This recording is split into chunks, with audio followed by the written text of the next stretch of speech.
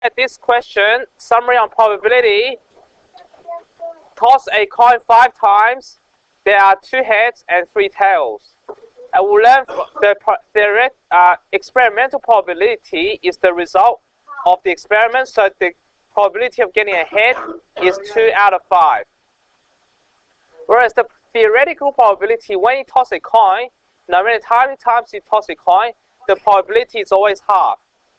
That's called the theoretical probability. So note the difference between experimental and theoretical. Theoretical are based on the number of outcomes in the event, which is 1 out of 2, whereas the experimental probability is based on the result of the experiment. Now, the expected number is the probability of event times by the number of trials. So in order to get the expected number of 4 30 times, you go the probability of getting a 4, which is 1 out of 6, times by 30. So that means how many times do we expect to get a 4? No, 30 divided by 3, that's 30 divided by 6, 5. So we expect to get 5 times. Alright, so 1/6 of 30 is 5. Okay, any question? Now in this topic, we'll learn about ways of listing outcomes. We use 2 types, the array and the tree diagram. So we're going to do both for this question. So you've got 2 ice creams are randomly selected without replacement from a box containing 1 vanilla, 2 mango, and 1 chocolate flavored ice cream. So I'm going to V without replacement. Okay, and then you got M. Oh, there's 2 M. And then we got C. So let me write this down. So C. Okay, so I could move each of these. So that means I could list the outcomes with an array. Let's use an array. So you got VMMC, VMMC. Okay. The best way to understand is this. If I select a vanilla ice cream, I select another vanilla ice cream because it's without replacement, so I can't have VV, isn't it? So everything here is crossed out. So if I select a V, I could select a M. So I could go VM, right? Or if I select a V, I could select the other mango, which is VM again. Or I could select a chocolate VC. Alright, once we get that, we'll put it back. Now we can start selecting the mango first. So the first one is mango. I could select a vanilla. So I could go MV. Or I could select the other mango, but not itself, so it's actually MM here, right? Or I could select MC, M chocolate. So you get the whole idea, so you just have to list all of these. So MV here, MM, and MC, or CV, CM, and CM. Okay. Now, we can also list this using a tree diagram. Let's do that one more time. Tree diagram.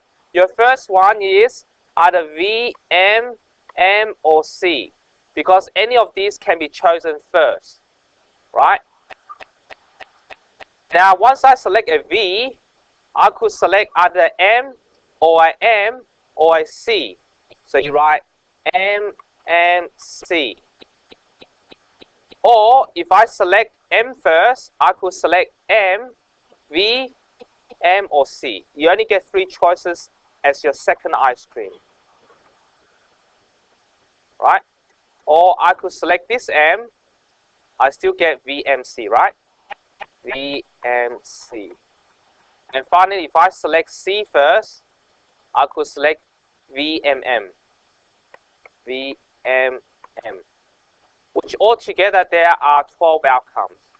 Or 4 times 3, 12 outcomes. Alright, that's good. Any questions? So it's pretty straightforward. We know the difference between an array and a tree. Now, as you can see, sometimes it's a bit hard to list things using a tree, especially when there's a lot of outcomes. So when there's not a lot of outcomes, use a tree, but when there's a lot of outcomes, use an array. Okay? Alright, good. Now we have to look at the Venn diagram and the connection with the two-way table. So this topic would use a number of different ways to study probability. So make sure you learn all the different ways of representing outcomes. So the next bit is we're going to look at the Venn diagram. So we've got in a survey of 30 people, 18 people eat biscuits during the day, 40 eat chips, 8 eat both. So the ones who do both, you put it in the middle. So we've got two different people. You got the one who had biscuits, we got chips. And in the middle, because 8 people eat both. Okay, so 18 people eat biscuits, so you have to exclude the 8 people who already ate chips. So there's only 10 here. Does that make sense? 18 minus 8. How about the number who is chips only? 6. Very good. Now, do we left anything over? Yeah. 6. Yeah, it is 6. Because if you go 30 minus 10 minus 8 minus 6, you get 6. 6 people ate nothing. So we got biscuits, not biscuits, chips, not chips. And you got the total. So that means 8 people will get both. And then 6 people will eat none of these. That's 60. And then how many people eat chips, not biscuits, will be this 6. Okay? So put 6. And how many people eat biscuits but not chips? This one. And you add up the total. 8 plus 6 is 40 who ate chips. 60 who don't eat chips. Or 18 eat biscuits. 12 don't eat biscuits. Altogether 30 people altogether.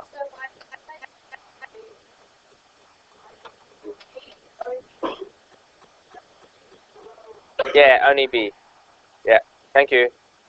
Alright, so we've got this Venn diagram and the two-way table drawn. We can use it to answer these questions about number of elements, probability, intersection, and union. Okay, remember all the symbols. Now that will be in your next test, so make sure you pay full attention. So find the number of people who eat. Yeah, but I'm not sure whether you're going to study, but make use of the time now. All right, good. Now watch this. So how many people eat chips? 14. Because you have to include those who don't eat biscuits and eat biscuits. And what's the probability of getting biscuits? So you have to go 18, not 8. B is biscuits, so 18 people eat biscuits, which is that 18 here. Divide by 30, which gives you something, which is 3 over 5. Well done.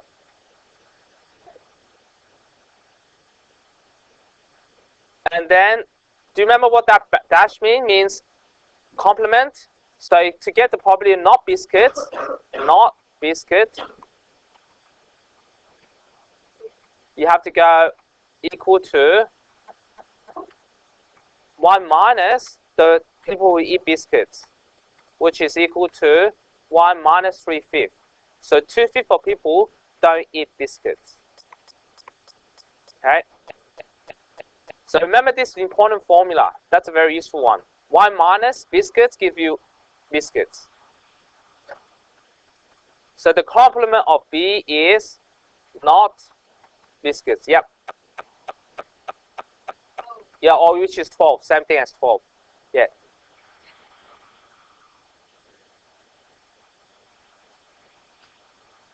Okay. Oops. Let's continue. Let's look at the intersection. What does intersection mean? Both.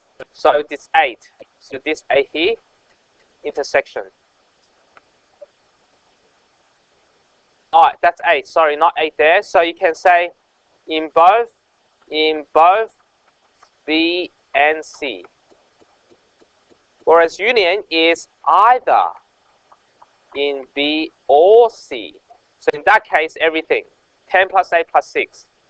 10 plus 8 plus 6 divided by 30 people, which is 24 out of 30.